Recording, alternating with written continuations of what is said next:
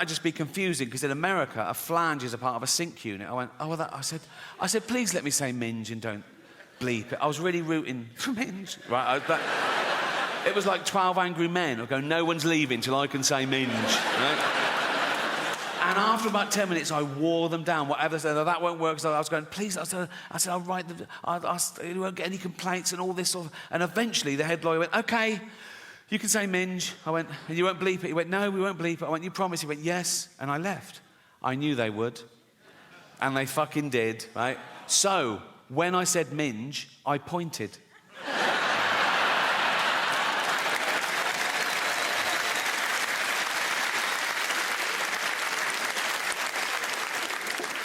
The most frequently asked question I get about the Golden Globes is always, was someone so angry about what you said about them, they came up to you afterwards and I always go, oh God, no. I wouldn't even say if that had happened, because I don't like gossip, to be honest, right?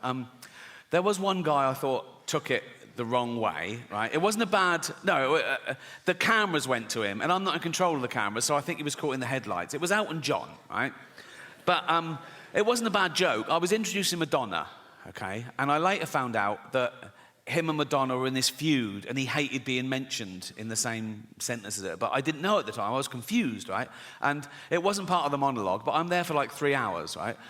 And now and again, the stage manager put her head around the door and go, do you want to introduce so-and-so? And I go, yeah, fine. And I come out and I either do it straight or I ad-lib. And this was little ad-lib, because I saw Elton in the front row, right?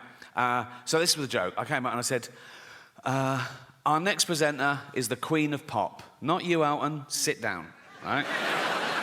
And it sort of went to him, he sort of went, and I was like, oh, fuck, he hated that. And I was thinking, why is he, I was like, oh, God, do you think I'm homophobic? Oh, I'm not homophobic. That's always in my head. Then I thought, he must have heard worse, right? In the 1980s, right, when Elton John was in the closet, he wasn't out, he was married to a woman, right? He was also chairman of Watford Football Club. And he and his then wife would go along and watch Watford play, and the entire crowd would sing, don't bend down when Elton's around or you might get a willy up your arse. Which puts my little quip into perspective, doesn't it? I don't know how football fans know how to start at the right time in the same key. Do they hand out sheet music before a fucking... We're doing Willy up the arse in C. Jeff's doing a solo. It's like...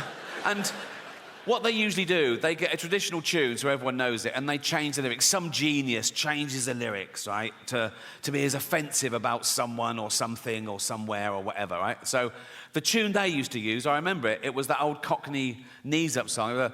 My old man said, follow the van and don't dilly-dally on the way. Do you know that one? Remember the term dilly-dally? They use it very creatively in their version, right?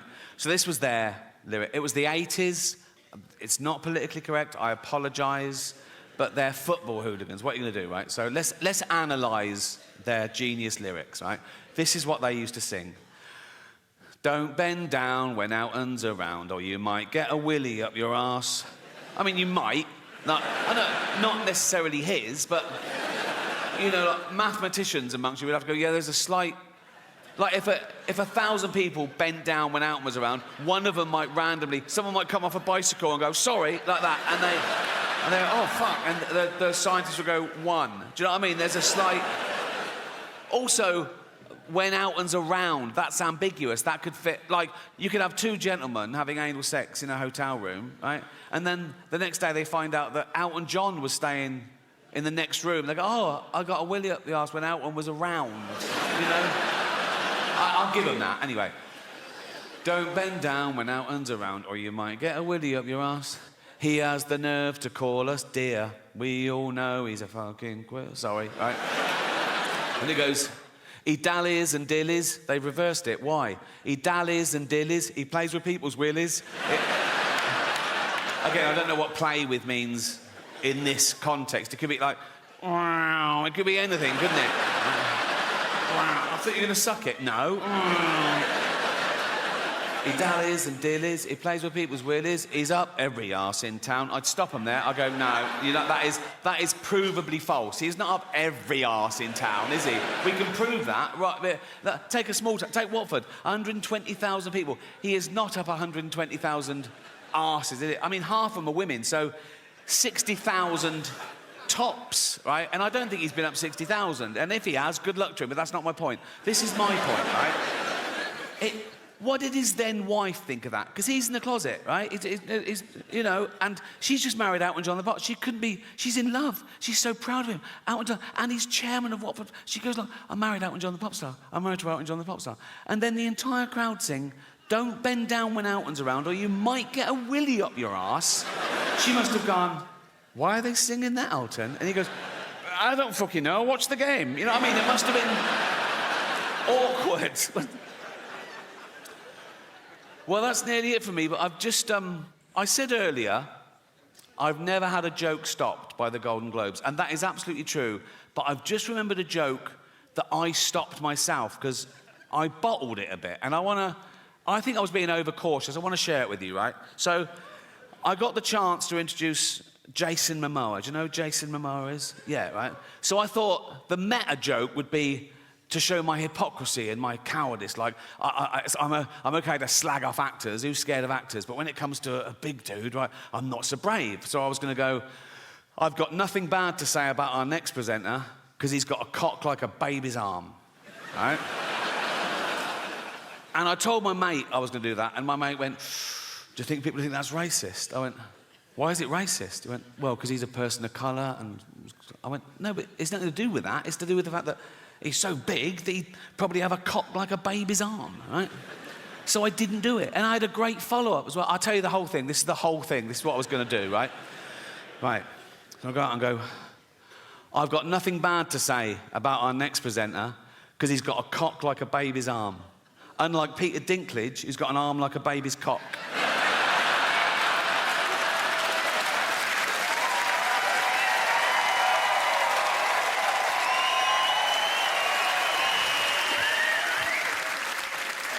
It's great to hear this sort of laughter again, because you probably don't notice it as much as comedians, but we've had a really weird 10 years where we're really second-guessing, going, is that okay? I don't know what they're... People could find anything offensive, but we pushed back and we won, so fuck them.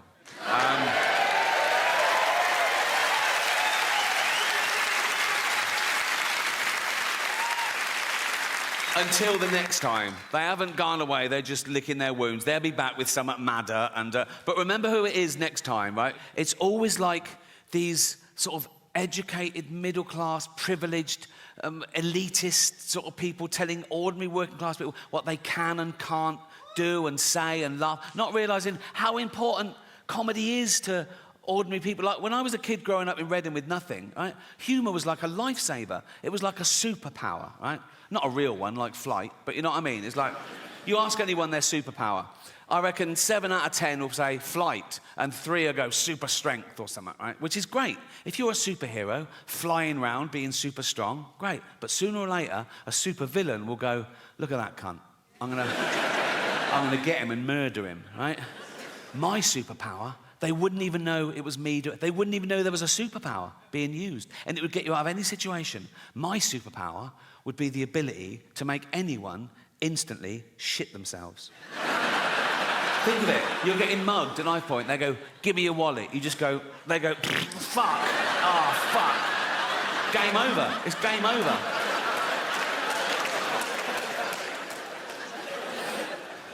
That's another thing I'm very proud of. I can honestly say, in almost 64 years, I have never shat myself once. So, no, don't... No. No! Right. Yeah. Oh, why do you like London so much, Rick? Because you get a round of applause for not shitting yourself. Right.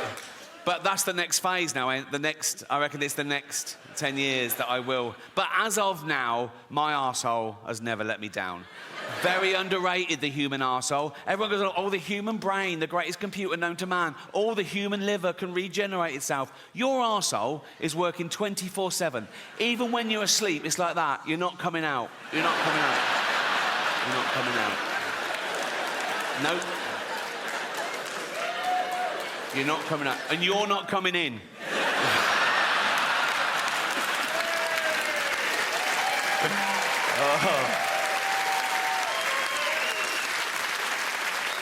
Because it's like a sewer in there, isn't it? But you've got a lovely little manhole cover. Think of that in real life. Walking along a pavement, it's lovely pavement. If that burst, and you know what's in the sewer?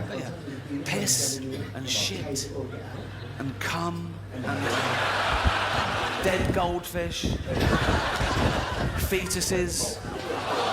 In China, just the girl ones. Relax.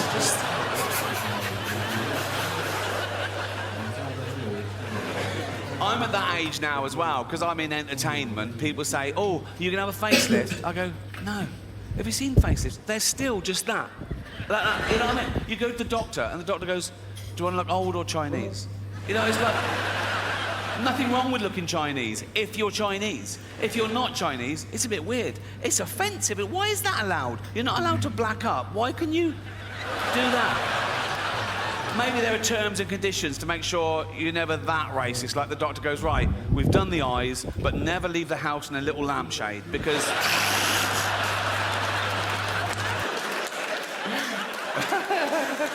Oh, so childish. It's so childish. But I hope you agree it was a positive show. It wasn't about death, it was about life. And some people are so worried about dying, they forget to live. And some people are so scared to do stuff. Like, oh, no, that's dangerous, that's dangerous. All the most fun things are dangerous. Roads are dangerous. Alcohol is dangerous. Alcohol is a poison. I should know. I sell it. Dutch barn.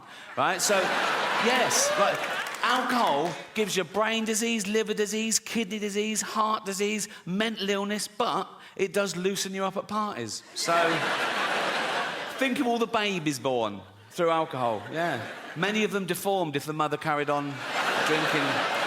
But the good thing about being born deformed is, you... Hear me out. The good thing about being born deformed is you can start drinking at a much younger age and no one gives you... Do you know what I mean? You see a normal kid drinking, you go, you little bastard. You see a deformed kid drinking, you go, yeah, go on. You know what I mean? You know what I mean. You're 8 or 9, you've had 27 painful operations, you've met Ollie Murs, have a drink, you know. Well, as you can see, I've run out of quality material. But you've been absolutely amazing. Thank you and good night.